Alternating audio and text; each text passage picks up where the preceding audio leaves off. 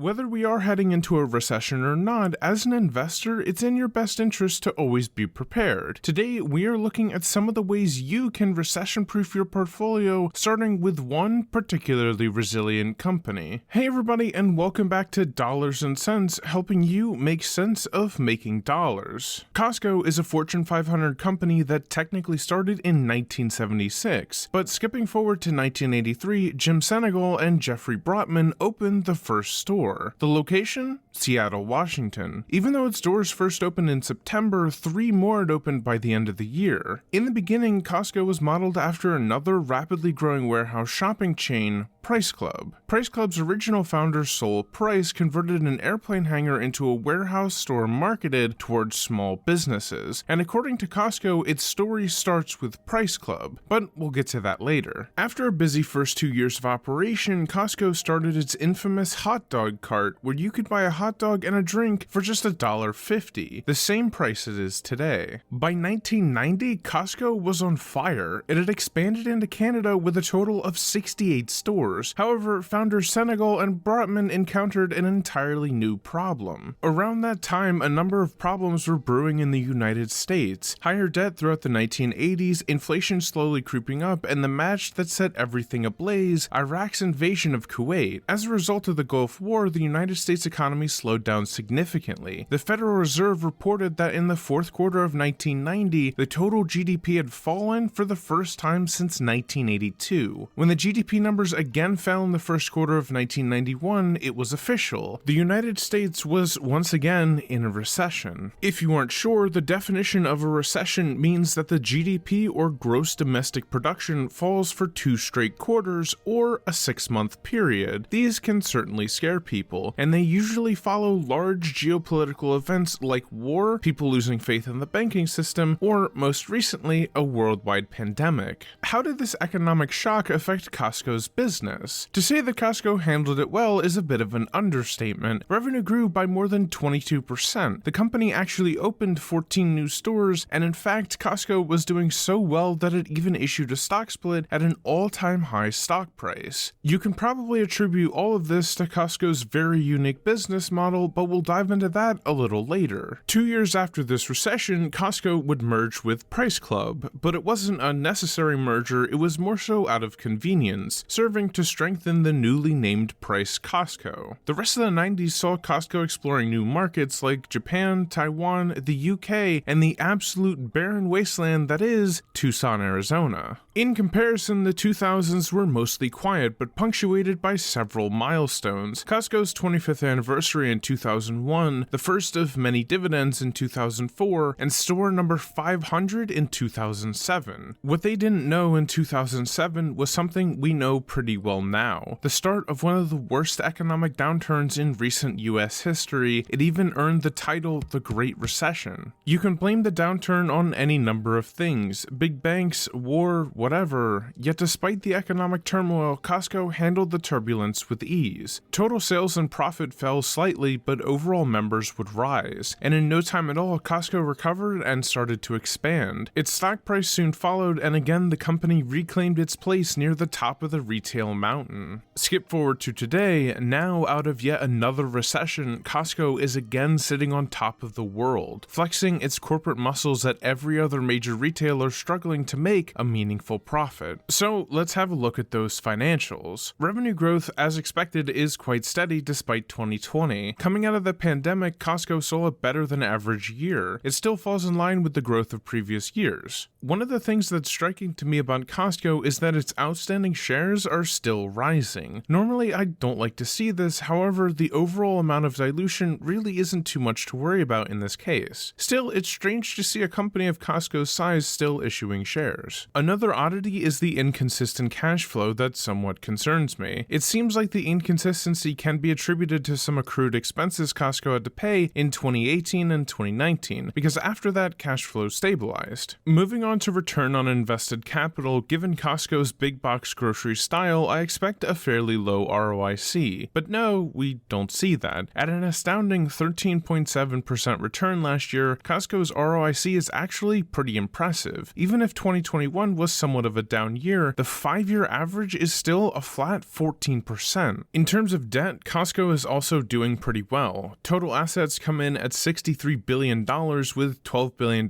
in cash alone. Total debts amount to $43 billion, with just over $9 billion being our favorite kind of debt, CLO debt. Overall, Costco is in a solid position financially. Finally, as for Costco's dividend, a measly yield of 0.76%, a payout ratio of just 25%, and an average growth rate of 12% per year is a setup for a future dividend powerhouse. Now that we know that Costco is in a great place financially, I would like to refocus on the incredible story of this retail giant and how they are able to withstand just about any storm, from recession to depression. So how do they do it? I think it's because of the unique way its stores are set up. To even enter one of its warehouses, you need a membership card. Billed yearly for $60 or $120, you get a special card allowing you to shop at any of the Costco warehouses or online. According to the company's most recent annual report, it had just over 61,000 members, accounting for about 2% of Costco's total revenue. This unique shopping experience allows Costco to sell products basically at cost. The membership ends up accounting for nearly all of the company's net profit. This annual membership fee, combined with Kirkland's Signature, Costco's homegrown store brand, is what gives the company tremendous pricing flexibility. It allows the company to compete and in many cases beat the likes of Walmart and Amazon in terms of pricing. That's why Costco is sometimes referred to as the anti-Amazon. It's built a business that thrives and doesn't just compete with the retail giants of the world, but defeats them. Speaking of the world, Costco's just getting started in the international market.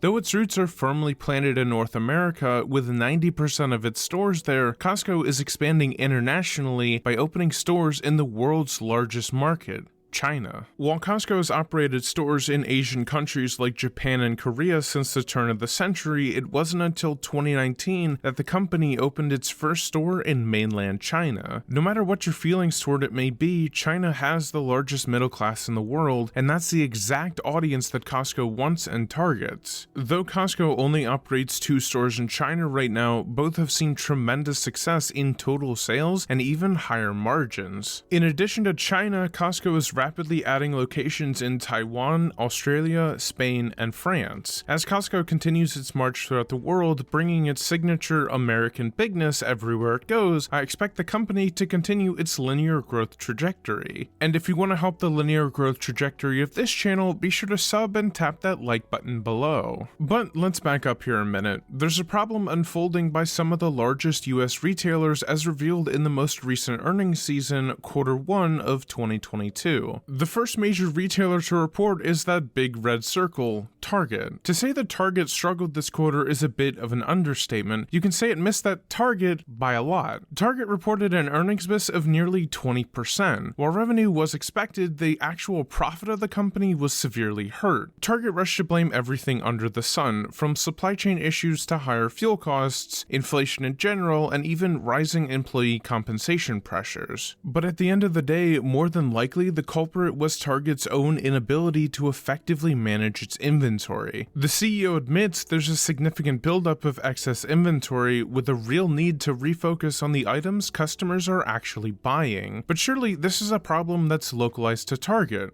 right? Well, actually, no. As it would turn out, an even bigger retailer reported the exact same problems just a few days later. Walmart's earnings call sounded very similar to Target, a slight revenue beat with a large miss in profitability to the point of even dangerously, dividend-cuttingly low free cash flow. And again, Walmart blames the same problems: inflation, supply chain issues, and, unsurprisingly, higher employee cost pressures. However, Walmart also admits that a lot of the problems problem comes from stocking products that customers simply aren't buying. With several other major retailers reporting these similar problems, the entire retail sector fell dramatically. As investors continue to expect a coming recession, all eyes landed on Costco, the last major retailer to report earnings. In expectation of an earnings miss like many others, Costco's stock price fell over 15% just because of the downward pressure from other retailers. But then something incredible happened. Costco not only beat revenue expectations by over $1 billion, but also, and more importantly, profit came in higher than expected. Sure, it's a measly 2-cent per share beat, but it's a beat nonetheless. And this leads to another reason why Costco is such a strong business. The company has a laser focus on the best-selling products. This leads to the average SKUs stocked in each store to stand around 4,000. Comparing this to other major retailers like Target and its 100,000 average and Walmart's average of 120,000 SKUs, it's a sharp contrast, but Costco clearly has the advantage. The chief reason for that low SKU count is Costco prefers to sell products in bulk, so they order products in bulk. Plus, as everyone knows, it's a general rule that if you buy more of something, it comes at a cheaper price. Just another way Costco pushes costs down. Up to this point, everything I've said about Costco has been a fairly large portion of its total business, but it's not everything. Actually, it seems the areas it operates in are endless. From getting new glasses to gas and even booking your next vacation, Costco operates in just about every service-oriented industry it can. But as much as Costco has going for it, there are also some not so desirable parts of its business that many don't talk about or don't want to talk about. So far, it seems like Costco is nearly infallible. So let's take a deeper look. One of the more significant risks to the company is its reliance on members, but this is a two-part problem. A major reason why Costco can effectively keep members is because of its Kirkland signature brand. Sold only behind Costco's doors, Kirkland has become a staple of high quality and affordability. If management makes any missteps affecting Kirkland's reputation, I can only imagine that it'll affect membership too. While this is somewhat unlikely and would require disastrous decision-making, it's still a possibility. The other part of the problem is the actual reliance on members. Basically, all of the company's net income comes from these members. That's what's used to grow the business and brand. Again, any dent in Costco's stellar reputation could lead to a significant drop in membership. Personally, I think it's still somewhat unlikely, but again, always a possibility. While these two problems are still fairly minor and not really worth worrying about, there's a much bigger problem: Costco's online presence. I certainly wouldn't say that it's completely non-existent, but I would say that it's severely lacking, especially in a world where online shopping is increasing and whole companies are built using it. But here we have a company still wholly dedicated to having brick-and-mortar stores while the rest of the world charges forward into the digital age. Sure, Costco has basically perfected the in-store shopping experience, but how long will this last? Can it last? Now we come to my biggest problem with Costco: valuation, the absolute cornerstone upon which investing is built. Costco is a very richly valued company and has been for a long time. To use the simplest valuation metric, price to earnings, Costco hasn't traded below 25 times earnings since 2014. To give you context, some other stocks that trade at this valuation are Etsy, Alibaba, and Ferrari. In other words, some of the most elite companies in the world. In contrast, we have what is essentially an above average grocery store. If you want to go by my favorite metric of price to free cash flow, well then Costco runs alongside companies like Chipotle and Tesla, a common pair for sure. Plus, it should be noted that Costco has traded at this rich valuation for many years. However, that's not necessarily normal. To pay high growth tech multiples for a company growing revenues at 6 to 8% per year seems a little crazy to me, especially when a lot of that growth comes from opening new stores and not necessarily